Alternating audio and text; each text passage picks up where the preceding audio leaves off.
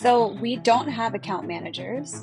I am anti-account managers, and have been from the beginning. Yeah. So I think that the term account management is can mean so many different things to different people, and it's often a project manager, I find in most cases. And the value prop that we're offering is, we want to be your business partner.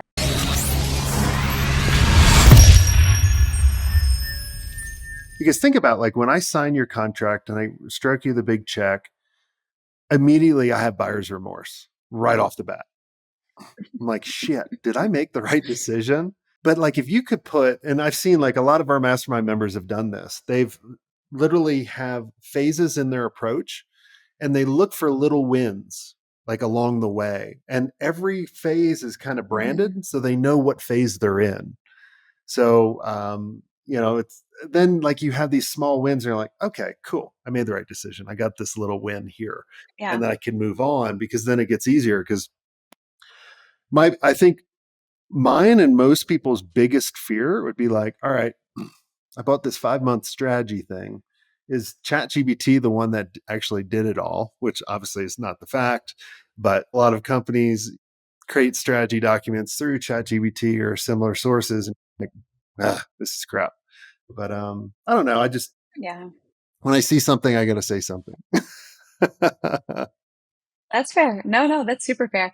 Yeah, I think all great points and things that we are trying to do like a strategy workshop as a business development tactic later next month. So doing it, getting people together, letting brands learn from each other, and also giving them an example of what our strategic efforts could look like and the outputs that you could see from that. So certainly open to trying different things. I love that. I want to talk more about that because I've told all my mastermind members that they should create mini masterminds for their clients and potential clients. So tell me what you guys are doing there because I think I like this. Yeah.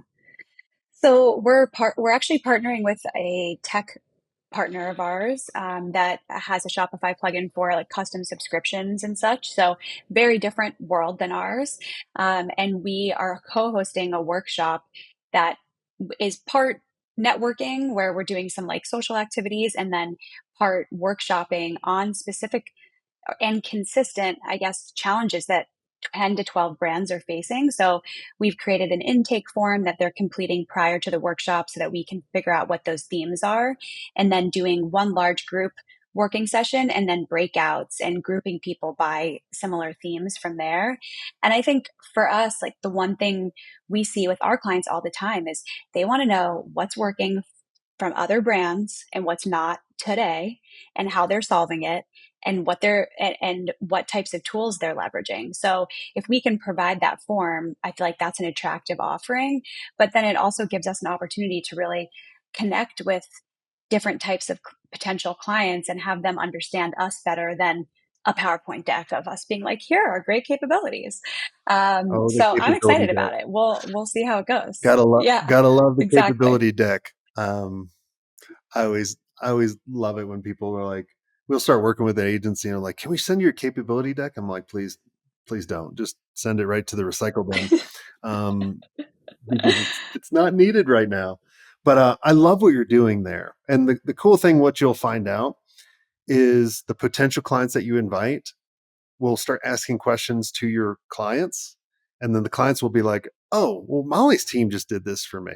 Like they learned how to do it because your clients, like you said, you nailed it on the head. Your clients want to know exactly what's working for other brands like them so they can build and Hmm. do something like that. Hmm. They want to know how, but they don't want to do it. They want someone else to execute on it, No. which that's where you're like, Yes. come to me. Yeah, it's like, oh, guess what? Here we are. Mhm, How convenient. mhm. Absolutely. Yeah, that's like you'll have to let us know how that goes. But I think it's a very smart strategy because it's you're not selling them on anything. You're just right. We're all trying to position ourselves as trusted advisors, and where they're going to constantly come to you for, and you'll know if you're the trusted advisor for your clients is that they're constantly coming to you for different problems, even if you can't fix them. Yeah. Like that's what we all want. Yes. 100% agree. Yeah, I think about, I don't know why this is like my visual for this, but I think about our like business development process as like this karmic boomerang where it's like the more stuff you can put in one side of the boomerang of just helping people out when they have a question, checking in to see how things are going, giving an introduction to someone and expecting nothing in return, those little acts eventually end up coming back your way, right? And like there'll be an opportunity that pops up for someone. They're like, you know, we should call Indie because they always are great when we reach out. And so I always picture the boomerang. I'm like, how much momentum can we get going into the boomerang? Because I think that's how it works in this business. Well, the value of your agency is how much value you actually put out. It's not how much value you can extract. And I think it's short term thinking for a lot of people. Think about, let's say you have a certain amount of money in the bank and you're always going to do withdrawals. Well, there's only so much until you Right. get the, what is it called? I've never done it. Deficient amount. When you, yeah, like deficient That's it. funds and Deficient yeah, funds, right? your your overdraft protection pops Overdraft. in. Yeah, you don't want that. There's no overdraft protection for agencies, stealing all the water from the well. Like you got to constantly be putting all that out, and I promise you it'll come back.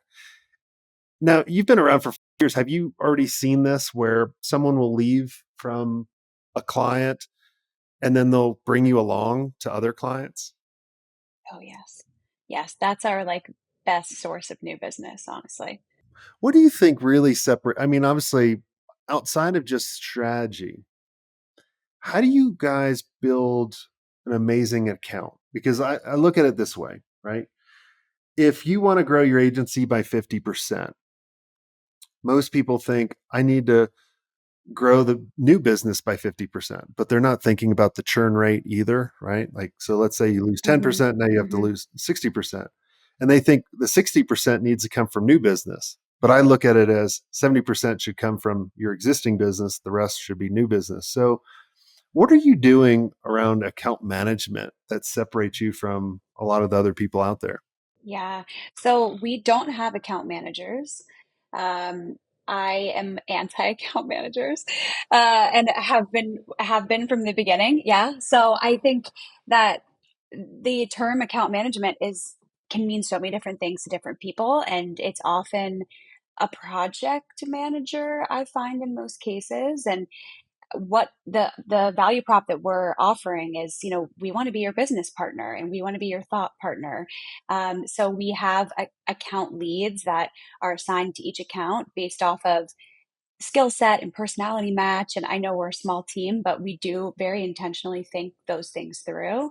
And then the part of our ethos is, and something that I'm passionate about. I love marketing, don't get me wrong, but I love client services. I think it's amazing to be able to get to understand so many different types of people and learn what makes them tick, what excites them, and really get that unlock. So trying to build that curiosity in our team, we do a lot of soft skills training, and self improvement work so that we can show up better for the people that we work with. And I think that now that we're 5 years into this and I've had a team for 3.5 of those 5 years, we're starting to see that pay off. And it's really helped us not have a leaky bucket in terms of what you were saying before of having sort of the bottom fall out every year. We've got a really awesome retained client base. So, who is in charge of growing the account? The team working on it. Okay, so like a pod, is that how you guys are structured? Yeah. Yeah. Perfect. And how do you choose a team lead? So, like we had when we started going after multiple niches and doing multiple different service offerings, we would have like a practice director, kind of like what you're saying. Now, we would still have project managers and account managers, which those are two different types of people too.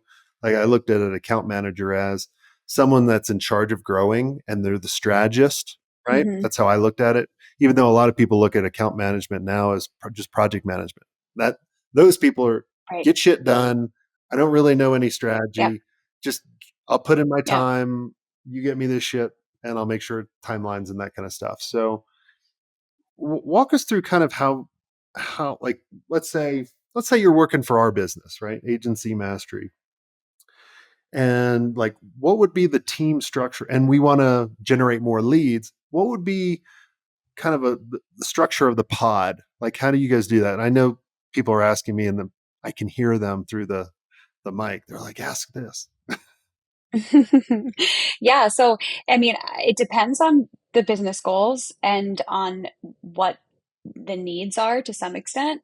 But typically, we're trying to, and a goal of ours this year is to have a strategist scoped on every account that we're working on, even if it's more executionally focused. And in the instances where that's not the case, we have two now client strategy directors that are a part of those scopes to act as sort of the lead to some extent. But that's not the case in every single with every single client. Sometimes we might say, hey, this client needs somebody that's really technical when it comes to growth performance and measurement, and we're going to put this person as the lead on this count because they speak the same language.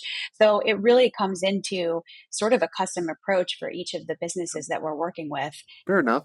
based off of what the needs are. And then the lead actually picks the team that they want and the availability. Is that how it works? Um, no, typically that's done by the directors and myself still. But then they're sort of the lead is then responsible though for keeping everybody on track, acting as the key strategist, pointing out growth opportunities, and supported by the rest of the pod, of course. But that then sort of becomes their responsibility.